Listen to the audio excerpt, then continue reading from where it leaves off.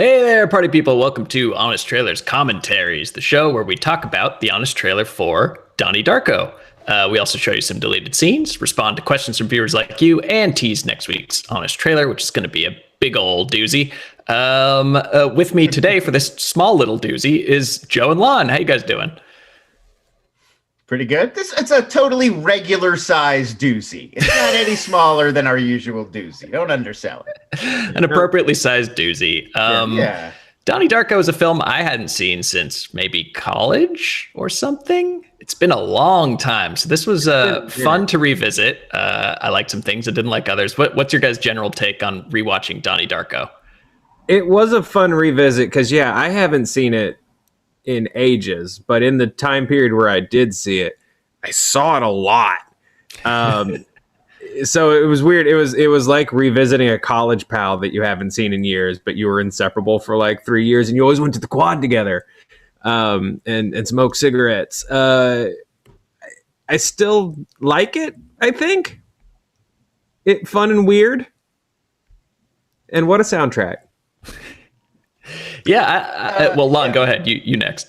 Oh, I was gonna say I haven't watched it in a long time.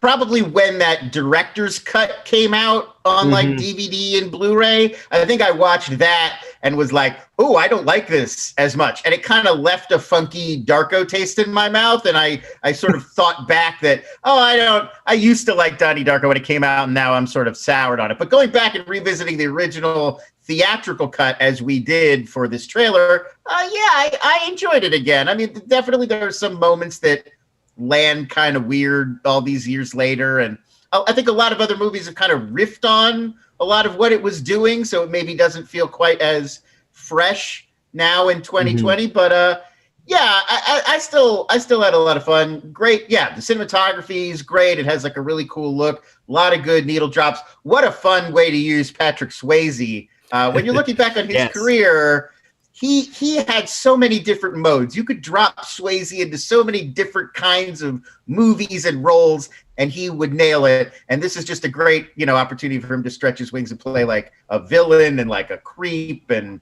so I really enjoyed that. Yeah.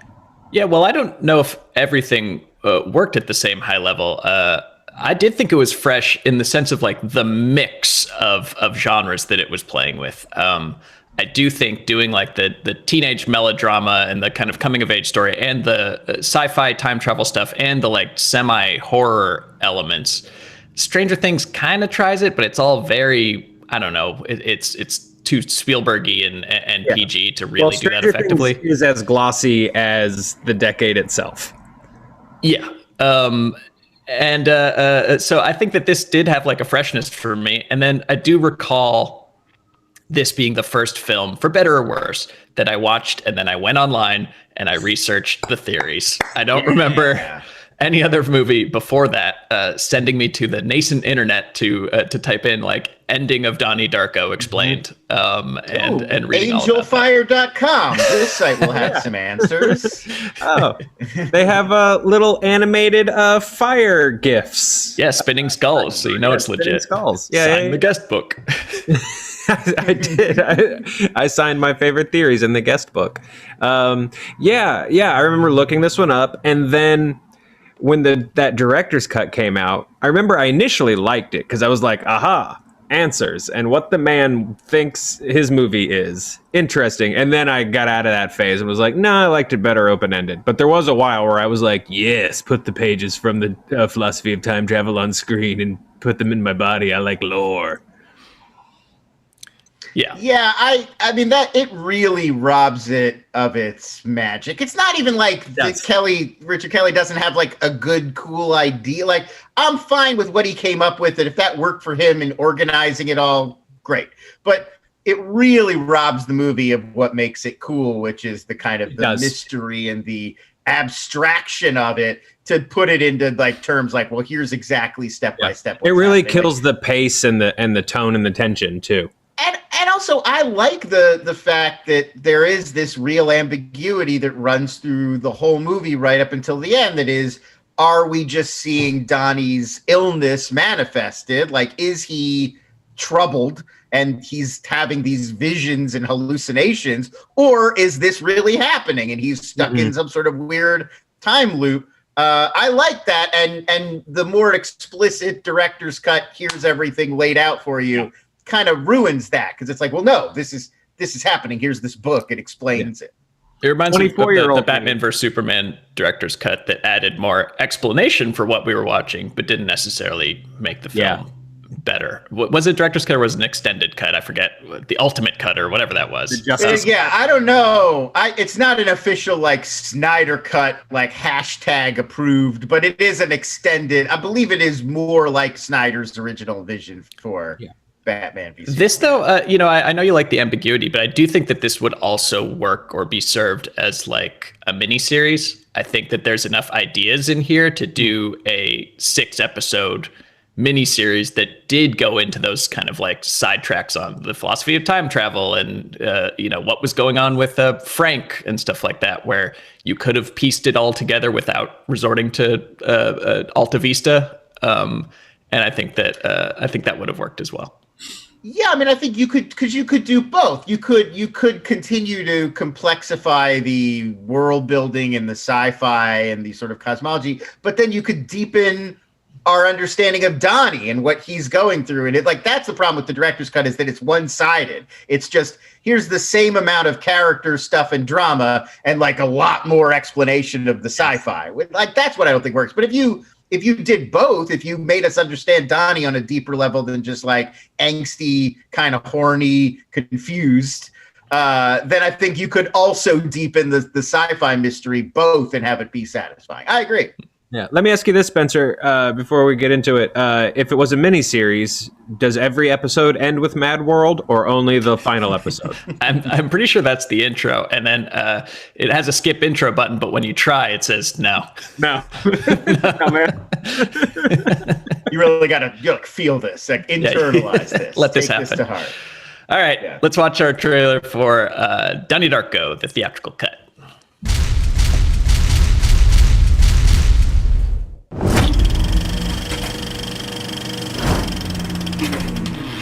It flopped in theaters.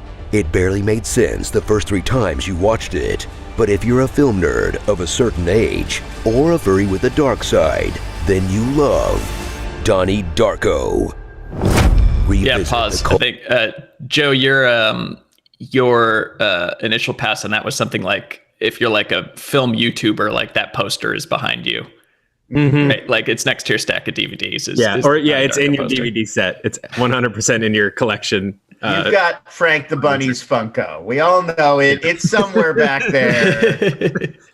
This is a building block. This is a key building block. Yeah, you know a lot about a person with a Donnie Darko poster in their room. I think you do. You can just jump to a lot of conclusions about personality and sociability and stuff like that. It's in that like the Boondock Saints family of films where it's like fair or not. That's not fair. That's me, man. I think it is that's what I mean. Like that film, the Boondock Saints family of films have a range of quality. Like it's not necessarily you're a bad film. It's just somehow some films get in there and then they never get out again. Yeah. You have 3 dorms. One has a Fight Club poster on it. One has a Donnie Darko poster, and one has a Boondock Saints poster. Which dorm room are you walking into to smoke this joint? It's like the 3 Terminators, good, bad, and neutral, but the 3 dorm posters. No, it's everyone has 3 DVDs inside of them. Which one wins? The one you play. Anchorman. Donnie Darko. And I feel like it's like Fight Club, Scarface, maybe Donnie Darko. Yeah. All right. Or rooms. The Julie Taymor Titus. Wow. Dark side, then you love Donnie Darko. Revisit the cult classic you watched on DVD, so dudes would stop saying, "Wait, you've never seen Donnie Darko?" Then corner you while they try to explain it. In this film, they gave also on my first pass of this script, it was that movie you watched because a guy at a party was like, "Wait, you've never seen Donnie Darko?" and he made you leave early to watch it, because that's how I first saw Donnie Darko. autobiographical joke. We were like, it wasn't the best party in the world, but yeah, my buddy Phil was like, wait, what? And we watched Donnie Darko at 2 a.m. while they smoked weed. It was fun. Oh, there you go. Yeah, That's it's your like the origin movie story. version of that meme where the guy is like grabbing the woman a little too aggressively and like talking right at her. Like that's the move. And So he sleepwalks, but The parallel universe jet engine falls through the wormhole. no, and look, the I'm old not ashamed. lady wrote a book about time travel. Especially back then, I was an easy mark. I think I took like a very quiet walk through Bowling Green, Kentucky, with Mad World still going through my head afterwards. Yeah. Fuck, man, fuck. Like, yeah. Okay, keep going. I'll try to explain it. In this film, they gave millennials their first taste of art house weirdness, their first crush on a Gyllenhaal, and their first awakening/confirmation of their inner mall goth. Hey, don't play it cool because it came out 20 years ago. We all have an inner mall goth. Meet Donnie Darko, a name so cool, you gotta say the whole thing every time. Donnie Darko? Donnie Darko? Donnie Darko. Donnie Darko. Donnie Darko. What was his name? Donnie Darko. Like most teenagers, he thinks he's a misunderstood genius. Pause. I guess we'll probably get into this later, but like I read an interview with Richard Kelly where he's like, of course he's a superhero. I gave him a superhero name like Donnie Darko. It's like, that was your clue? That was your big clue? It was that and the one line where it's like, oh, are you some kind of superhero? And he's like, yeah, what if I am? And we're supposed to infer from that he has the power of telekinesis. And I'm not referring to the power to move you. I mean the power to That's rip a jet telekinesis, engine. Spencer. Yeah, So- he's I don't know. I mean, it's really more Jesus-y than superhero-y, I have to say, because he sacrifices himself. True. He's not like super heroic throughout the movie. I don't know That's if you've the ever seen problem. Man of Steel on, but also a superhero, also Jesus. So it's possible. That is true. I mean, I mean, yeah. If we're let's return to the Snyder, the texts, as we will throughout this video. But yeah, I mean, like, I don't know. To me, I always read it as like it's kind of a Jesus-y metaphor as opposed to like he's not like the Green Lantern or whatever. He's just like at the end he realizes he has to sacrifice himself to like set things right, you know. Yeah. I think a lot of fans really want him to be an all-out like Franklin Richards superhero type character, because you always like even the comments right now, like people, you know, I want a sequel, this and that. They did get a sequel. We're exploring Darko, exactly. baby. But you know, like, well, I want to explore like, oh, what are his powers really like? And it's like, I think that's not the point of the movie. Isn't that he's like Right? It's not like Unbreakable, like where there's like a twist that he actually discussed. I think it's kind of like the end of that first Matrix movie where we get this like tantalizing promise that this could morph into something about powers. But yeah, I don't think that's ever like in the cards. Like, I don't know how that would actually work. Because what you get is S. Darko. I've never seen it, but Astonishingly bad. oh man, Berkeley's in it. It's wild. It's worth watching. Yeah. It looks like It's was like from that era of like American Psycho 2 as well, where like they kept taking these like very challenging, interesting, weird indie movies, then try to do these like because they sold a bunch of DVDs and posters, so they're like, Right. oh, well, think about how many S. Darko posters we could sell. But It looks you like it can't was just shot like on, knock out a follow-up to something like this. It's such a weird original Very take that you without Richard Kelly, like it's yeah for better or worse his movie. Yeah. Right. Yeah. It's like some other writer can't just come in like, nah, more like this. Like, well, all right. Yeah. All right, let's keep going.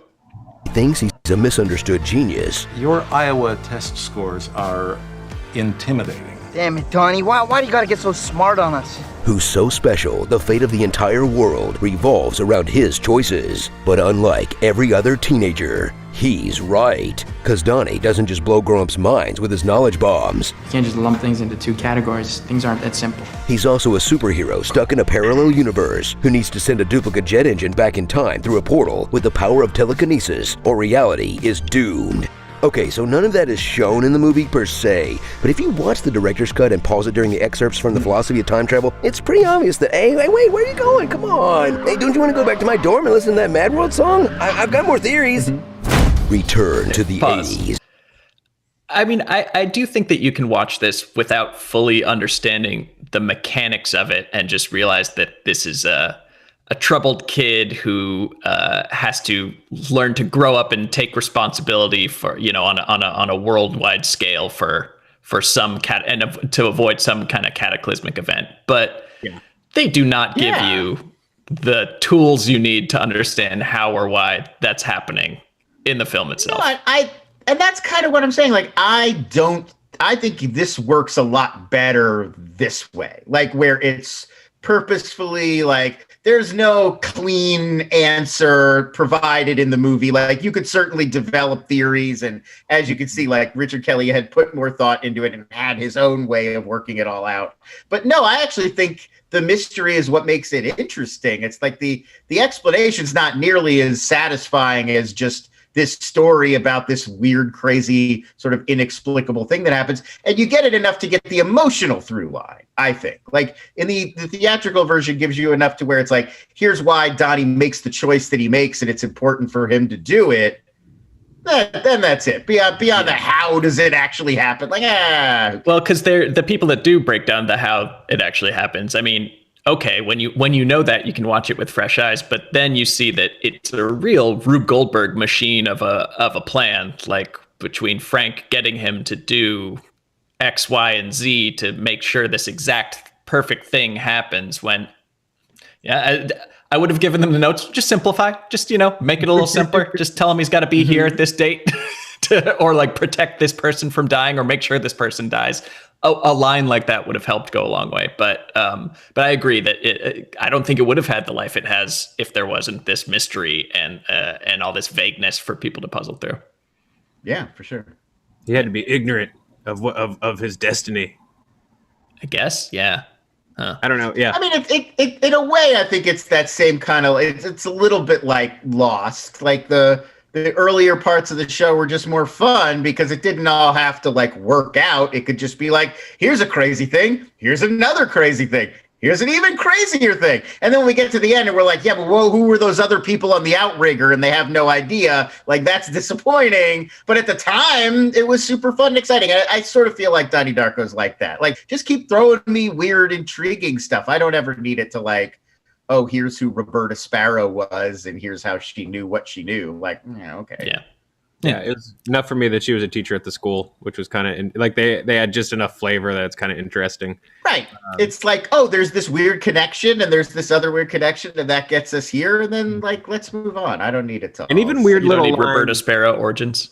Yeah, no, exactly. Our Sparrow origins. And even little lines like the Drew Barrymore's husband, like very intensely being like, hey, I could get fired for talking to you about this book. Is interesting because it just little drops like that. You're kind of like, oh, there is a lot more going on. Maybe like what's going on with this? Yeah, like make me believe there's a wider world and full explanations, but I don't need to know what they are. Just I need to be confident that they're there. Yeah. I mean, I hear you, Lon, but I feel like the internet just these days disagrees. Like, they want everything explained and think that that's going to make it better. 100%. Okay, yes. Keep going. I mean, the internet disagreeing with me, not really that surprising. Return to the 80s, but not in an annoying Stranger Things kind of way. Just a bunch of timely Michael Dukakis references. I'm voting for Dukakis. Do you honestly think Michael Dukakis will provide for this country till you're ready to squeeze one out? But I want to be a president of the United States. Son of And thrill when Bugs Bunny on ketamine arrived. We were talking earlier before we started about the 80s-ness of this movie and why it was. Were you asking why it was set in the 80s, Lon? No, I was more saying like this movie is set in a like kind of subtle, realistic 80s. Yeah. And so I was thinking like, was this kind of the beginning of the trend of set your movie in the 80s? Because now everything is set in the 80s and it's like this hyper real, like literally like the principal of the school is in leg warmers and aerobics gear and like and everything is neon pink and like no stereo is on without Huey Lewis and the news coming out. Like it's just like everything is so 80s in the 80s now. And this is like Dukakis is on TV. Nobody has cell phones. Yeah. This movie was made in 99, probably written a few years before that. So probably was only about 10 years beforehand that this is taking place in. So there wasn't that extreme distance. And to me, it's less the 80s and more the Dukakis references for a film that's about like a 28-day period of time that, like, if you buy into the theories, like, it is a loop and like maybe plays over and over again. What better way to signal that than like the 1 month in American history where everybody would have been talking about Michael Dukakis, like the October before the Dukakis election is like so specific that you know exactly when you are. That's one of the things I dig about the tone and feel of the movie is that it's nostalgic for something real, just like this 80s yuppie, like Reagan-loving neighborhood that this dude grew up in versus like the 80s as interpreted by Forever 21. Do you mean Ready Player One? Yes. No, just like, like Lon was saying, it's like nowadays if you do like a period piece, it means everyone like jumps into frame and goes, do you guys like Take on Me? Let's listen to Take on Me. And then they just start dancing and you're like, that's not really what it was, but okay, cool. You guys do you. Yeah. Okay, we'll talk about Ready Player 2 on a different video. Oh my God, we have to talk about Ready Player 2.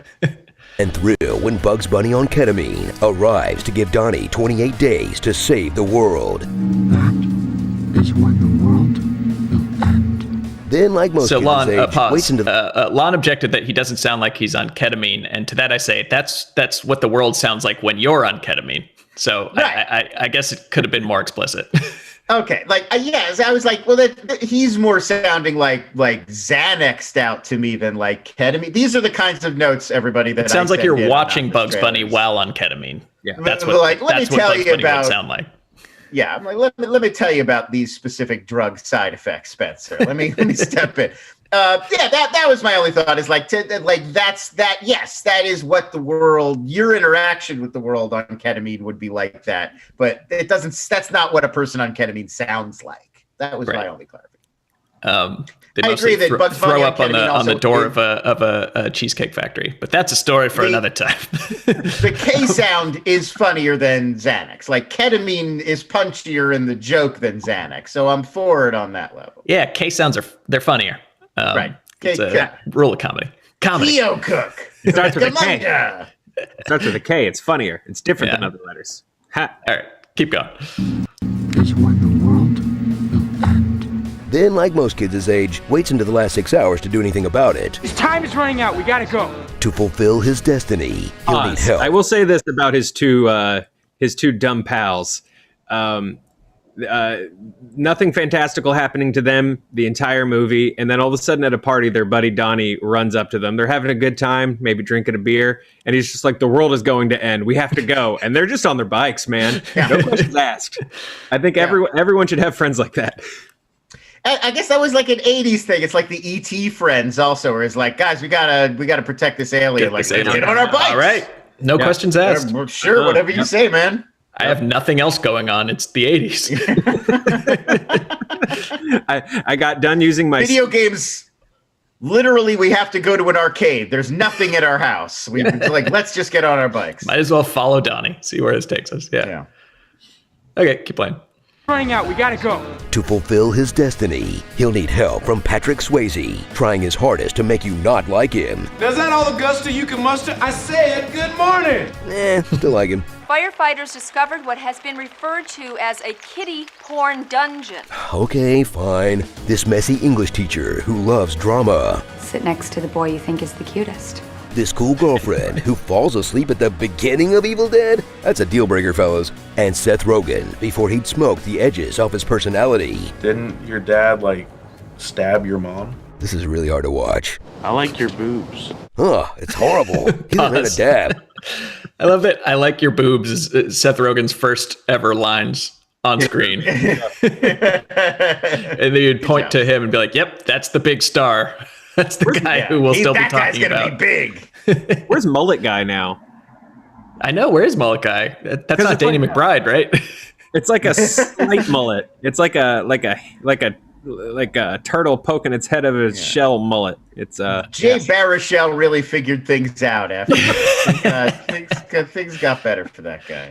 But it's a pretty incredible cast to like pluck Jenna Malone and Jake Gyllenhaal was no big star at this point. Both Gyllenhaals. Yeah. And then somehow get Drew Barrymore and Patrick Swayze to probably do it for scale or something. Like, I don't know how you do that. Well, Drew Barrymore produced. Yeah, Drew Barrymore produced the movie, so she was like a big early believer.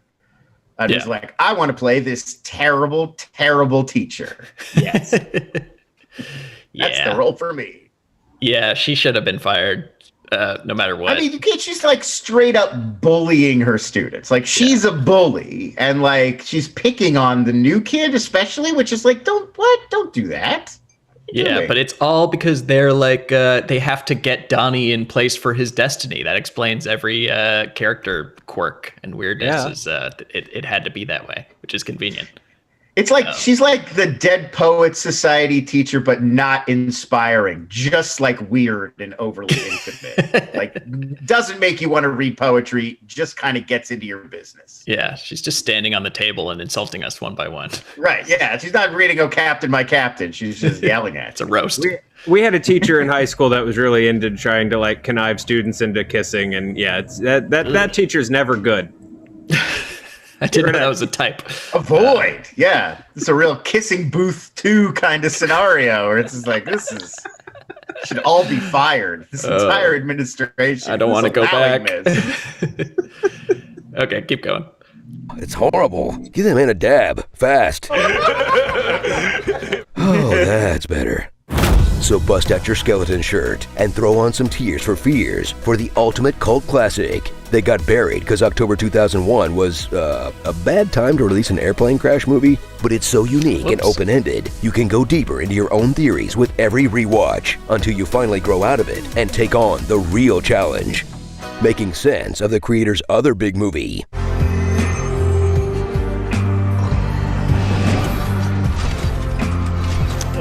Pause.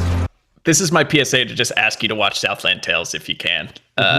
The Rock, Sarah Michelle Gellar, Sean William Scott, half the cast of SNL at the time. It's one of the weirdest, most overstuffed and bloated, but still just like freakishly entertaining films, I think. I'm forgetting Wallace Shawn, Justin Timberlake. It's so crazy. Yeah, and it feels like the entire movie is like an intro or like exposition for the movie that you're watching, which is really tough, but also just jaw dropping, the whole thing. If Richard Kelly had this idea today, it would be like a 12-part Amazon Prime series, and everybody would like love it. Like, I really think this was just he had this huge idea. There was no real way to make it work in the era when he had it. He got as close as he maybe could, but like this really should have been something. Southland Tales should have been like broader. It needed to be. There was too much going on. Well, this is definitely a movie. Southland Tales is definitely a movie where everyone's agent was like, "I'm getting you in with the Darko guy." Everybody loved that Darko. And they sure got in there. They all went for it. Yep. Props to The Rock for committing as hard as he did. And I feel like he was like, never again. I'm just going to be Bruce Willis, but buff. Oh, that was 100% The Rock being, he was like, I don't want to be the Scorpion King. Like, I want to act. And someone was like, we're going to get you on that Darko guy's set. And he went for it, man. And then I think he was like, what if I just do the Scorpion King, but better? Like, is that... Yeah. That was a forgotten gem, I think, but maybe is going to get its due one of these days, just as like a cultural artifact. And it is that came out in 2006. It is very 2006. I think with more distance, we'll be able to look back on that movie and be like, yeah, it's kind of what it felt like to be around in that era. Southland is one where I will take a Richard Kelly director's cut where he over-explains it every other. Like, you're not going to make it worse. Sure. No, I mean that's kind of what I'm saying is like I do like a full Snyder cut on it. Like take as much as you have, reshoot some stuff. JT's still around, The Rock is around. Grab them if you need them, and like let's get a 6-episode limited series going. Just insert the philosophy of time travel stuff from the Donnie Darko cut into that. Why not? Yeah.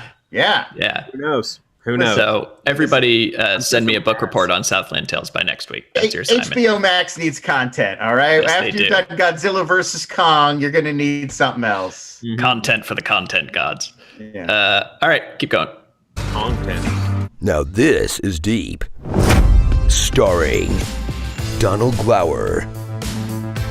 Top-notch glowering. Doing it. Malone in the Dark. Rachel.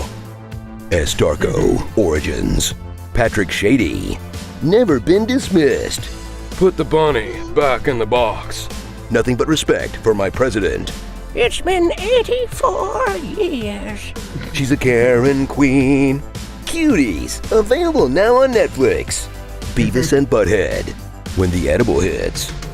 And the comments when we get something wrong in an honest trailer. First of all, Papa Smurf didn't create Smurfette. Gargamel did. She was sent in as Gargamel's evil spy, but the overwhelming goodness of the Smurf way of life transformed. And as for the whole gangbang scenario, this was so illogical, you know? Smurfs are asexual. They don't even have, what's the point of living? Reproductive organs. If you don't have a it just couldn't happen. 28 days later. I'm excited to see what that comment will be. You know, if you want to talk to a cute girl in your class, don't listen to the evil bunny when he tells you to flood the school so you can walk home together. You can just say hi. Look, I know that's like a little ding. It's just, it's just funny that what needed to happen for the universe to be saved is Donnie Darko needed to meet Jenna Malone and get to know each other, and he's like, flood the school. It's the only way. It's the only way. But I'm looking forward to the long comment describing why that's wrong, and I'm gonna. When you're that age is very intimidating. Sometimes you need a little push, like the entire school being flooded. I also promise you that comment will end with, and also will you say in your epic voice, I doubt your commitment to sparkle motion. Yeah. They kind of dangled that thread of Jenna Malone's dad burnt down a house and killed her mom or something like that. That didn't really get any more traction in the story. Well, it's those weird little moments where all of a sudden she's like, I can't find my mom, Yeah. And so there's all these little satellite things going on outside of the core story. What do they mean, man? I don't know. Unless you guys want to get into it right now. That's okay. What I want to get into right now is thanking you guys so much for watching. Please subscribe if you haven't. Hit the like, hit the bell if you haven't done that, because we make all kinds of videos. We have a 3-part series that Sasha Pearl Raver put together on how Marvel makes hit movies. So why don't you go back and check that out after this. And Joe has a new show on, I believe, Twitch. Why don't you tell the people about it? Oh, I do. Yeah. So over at our parent company is Fandom, and we've got a division called Fandom Tabletop, and we just published our first RPG system called Cortex Prime. We're super excited about it. There's a lot of cool stuff coming down the pipe for it, but in the meantime, we've launched an actual play show for it called Roll and Keep. It's on Thursdays at 3 on Twitch right now, and then we're doing YouTube drops the following Monday. Vanessa Gritton, old SJU friend, is in there with me. It's super fun. Right now we're playing a setting called Hammerheads, which is basically like emergency response in big disaster movies, so like Armageddon and San Andreas and stuff like that. So it's big, stupid, silly, like Michael Bay fun. I'm really having a good time. So yeah, check that out. It's 3:00 on Thursdays. Nice, will do. All right, sweet. We didn't put everything we wrote into the honest trailer. Let's see what kind of outtakes we have. Starring. Oh, just starring. Avatar Angst, Mysteribro, Keith Rainier, TaskRabbit. What's up, Don?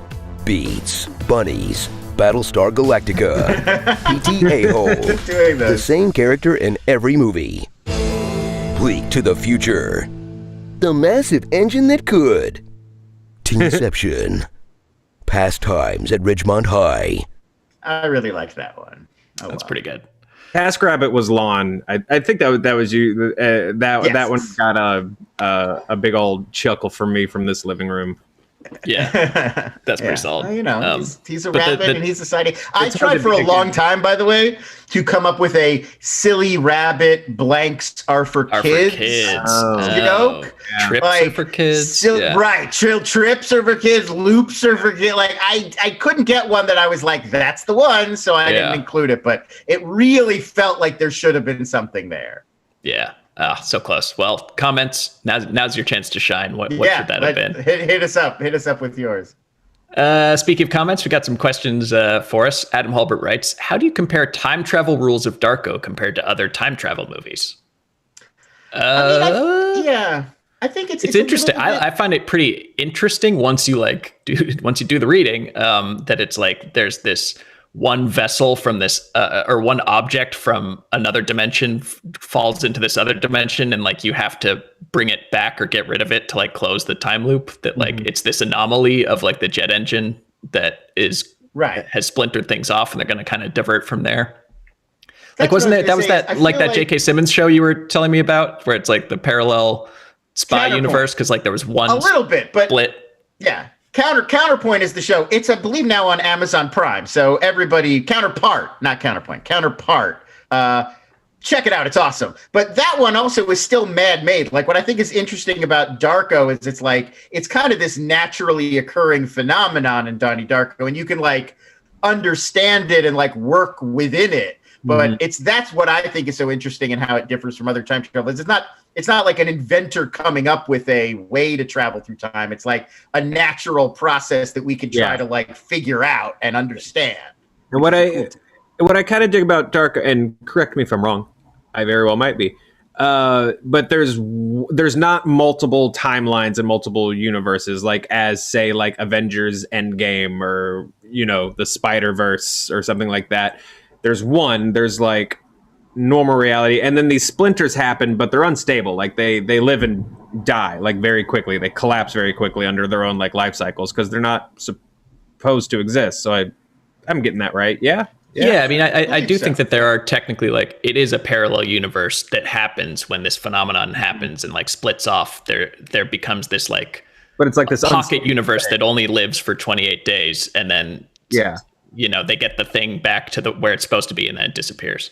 Yeah, I just like the idea that there are these pockets, but there are these weird, like, unstable things, and the idea that you could like go and visit and do whatever, like, while it's collapsing in on itself and stuff, is interesting. And I also like that the collapse isn't immediately like world ending. Like the collapse starts as just like horrible things are happening to the people around you and stuff like that.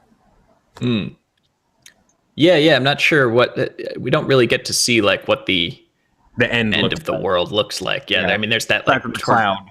Yeah, but budgetary. Yeah. I'm sure there was a effect shot somewhere where they could have just had Gyllenhaal, doing the X-Men, arm out.